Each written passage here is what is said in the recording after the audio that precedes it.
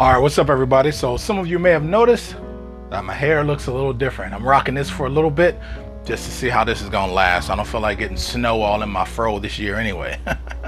All right, so let's get to it.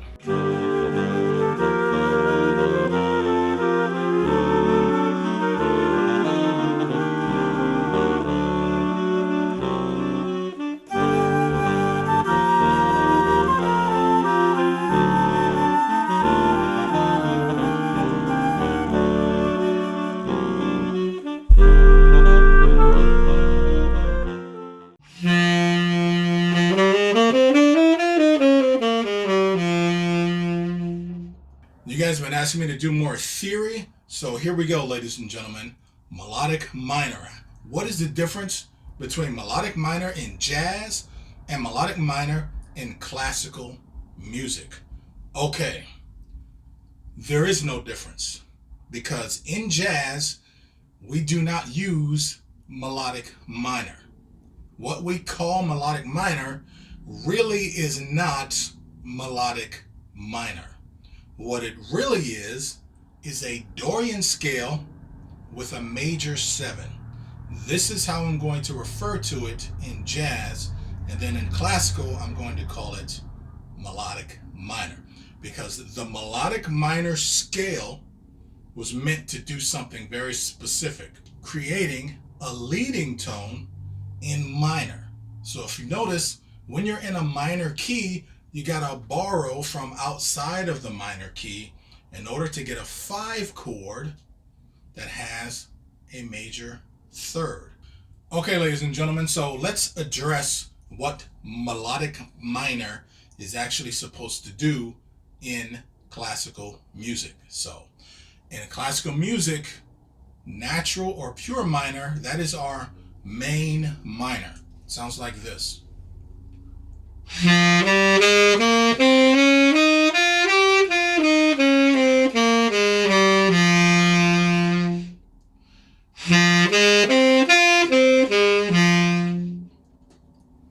Okay, now the problem is if we keep that diatonic, when I go to the 5,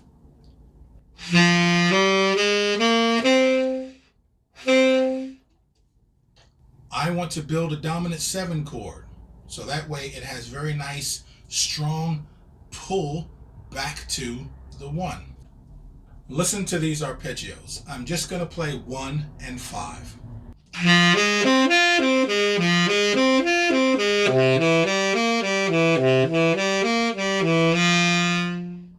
In classical music, when we have minor, it's mostly natural minor, Aeolian mode, or pure minor, sometimes it's called. The problem is, if I'm in whatever key that I'm in this case it's going to be concert F, I'm just going to say G because it's tenor, I don't have the necessary leading tone for the 5 chord. 5 chord sounds like this.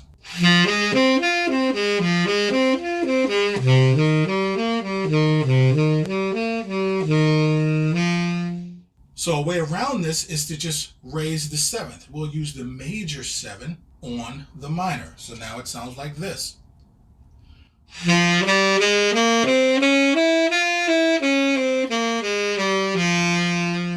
This fixes a harmonic problem. Harmony, meaning what we do with the 5 chord. However, melodically,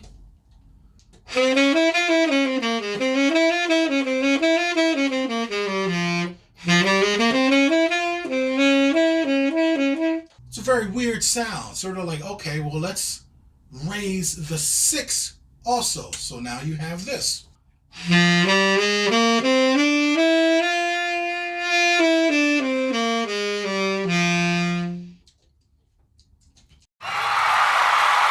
And they were like, yeah, okay, but now it doesn't sound that minory.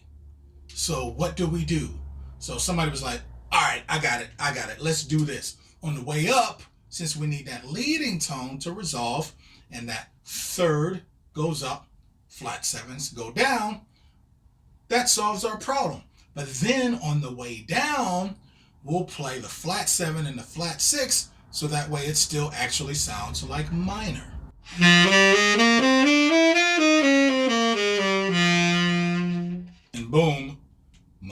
minor was born. But in jazz, we don't care.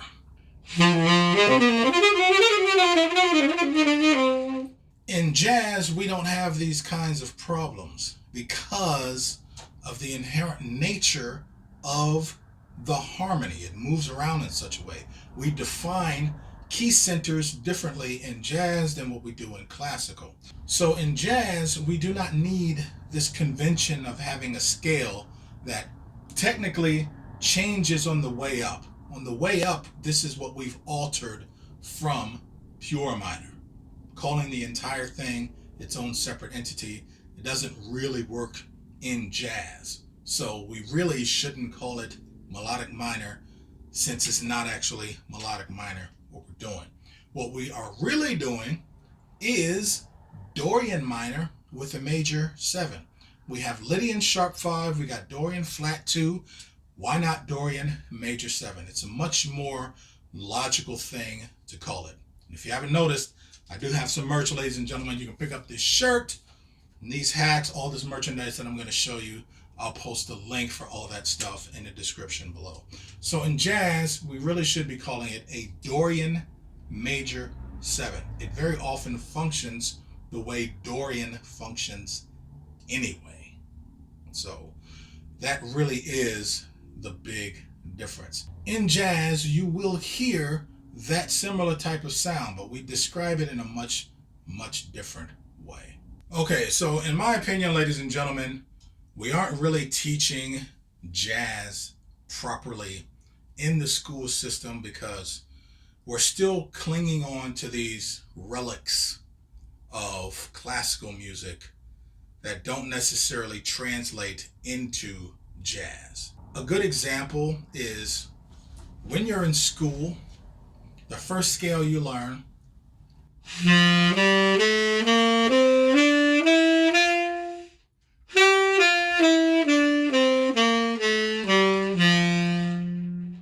excellent. However, when you get to jazz school, you need to start focusing on dominant 7 chords. Dixieland is really, really good at getting you to start to hear the modality of dominant 7 chords. Blues and Dixieland are so heavily drawn upon in what we listen to as modern jazz.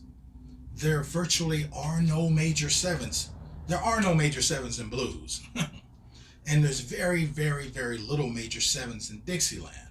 It's all moving around this inherent lowering of the 7th. I talked about this before in other videos, how in jazz, blues, rock, pop, and funk, we lower against the standard. And that standard is the major 7. So what you should be substituting your major scales for really should be your dominant 7 scale. Start with your vanilla Mixolydian mode, dominant 7.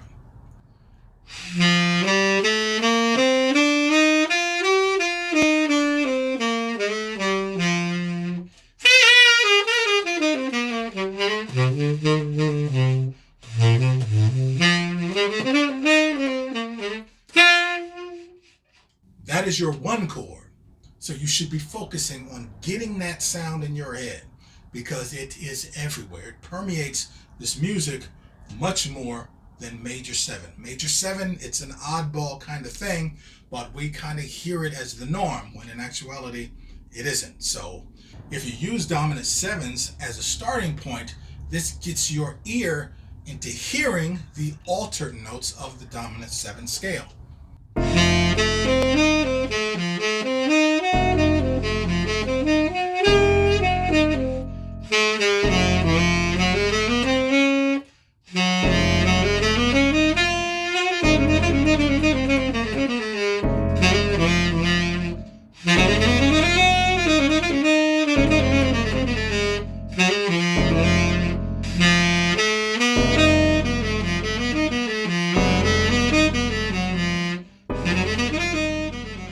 Starting with a Mixolydian, it's very easy to start to learn about altered dominant scales, altered dominant chords, because that's really what this music is revolving around, much more than the sound of major 7.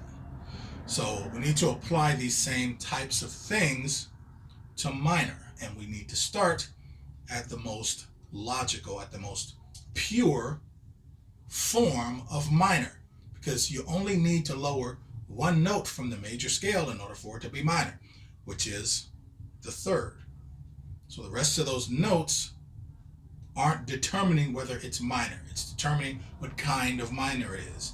In the same way we have our dominant 7, we need our root, obviously, but we need our major 3rd and flat 7. All that other stuff, whatever. Okay, so I hope I was able to shed some light on understanding classical melodic minor versus jazz melodic minor. So like I said before, ladies and gentlemen, I do have some merchandise here. I'm a big fan of these type of Newsboy hats. I like these. It's kind of the reason why I braided my hair, just so I can wear these hats. It's hat weather wearing. It's hat wearing weather outside now, ladies and gentlemen. So having a lot of fun with these hats. All right. Thanks for tuning in, ladies and gentlemen. See ya.